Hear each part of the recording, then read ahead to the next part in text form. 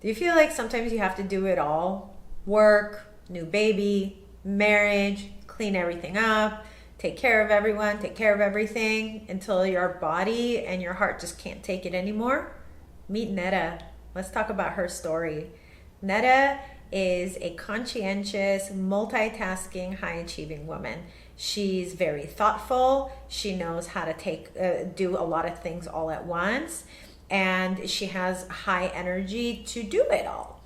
And then when she became a mom during her postpartum phase, it all started to crash down on her, because in that space she still was doing it all. She was taking care of the baby, trying to get used to nursing her baby. She also went through a C-section, and so she was recovering from a pretty serious surgery, and she had to take care of her, feeding her baby, feeding herself, making sure her baby is resting and not being given the opportunity to rest herself. Her sleep was completely off. Her house was a mess. She kept needing to clean when the baby was sleeping or cook, and she was utterly exhausted. And the help that she asked to come, which were her own parents, felt more like a chore, and that she had to cater more to them and their needs rather than being taken care of, which was heavier on her shoulders.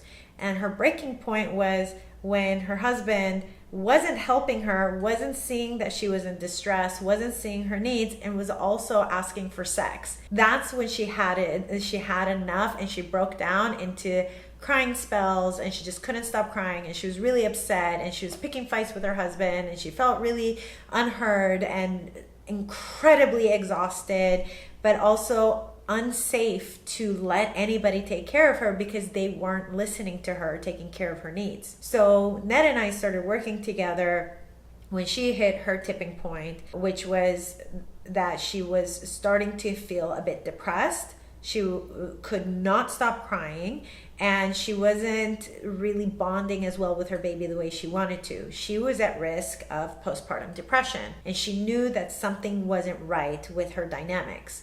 And together we used the mirror method. If you want to learn what the mirror method is, please see the link below for the playlist.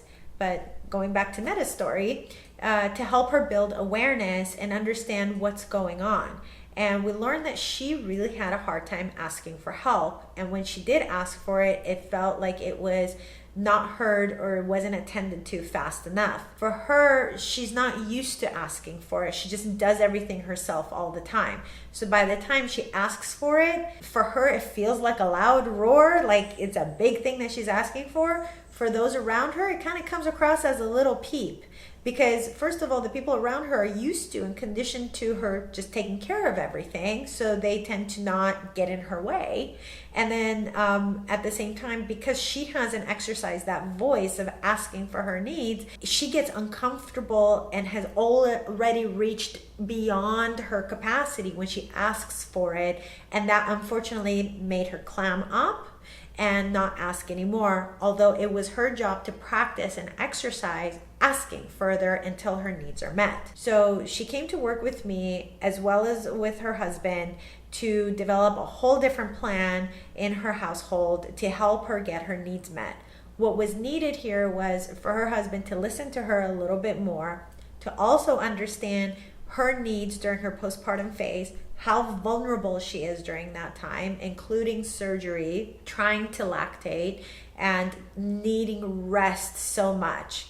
And together as a family, they learned that for Netta to take care of the baby and for both of them to take care of the baby means taking care of Netta also. And that was a first-time experience for her. They learned how to ask for their needs and to receive support and help from Netta's parents.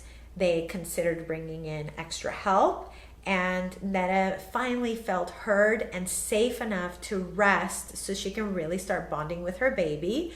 And it happened to help her with her breastfeeding process that she was struggling with, because she wasn't as frustrated, she had more energy, and she had more patience to go through that new process together with her baby. Now, if you can relate to any part of this story, I invite you to keep advocating for your needs. Try your best to rest. If things aren't getting done, they're not getting done. As long as your basic needs are being met, then you're fine. And if they're not being met, then you need to learn how to advocate for your needs. Don't keep doing it yourself, because you deserve rest and you need rest. And I would love to hear your feedback and your story in the comment section. Thank you. See you in the next video, and may peace be with you.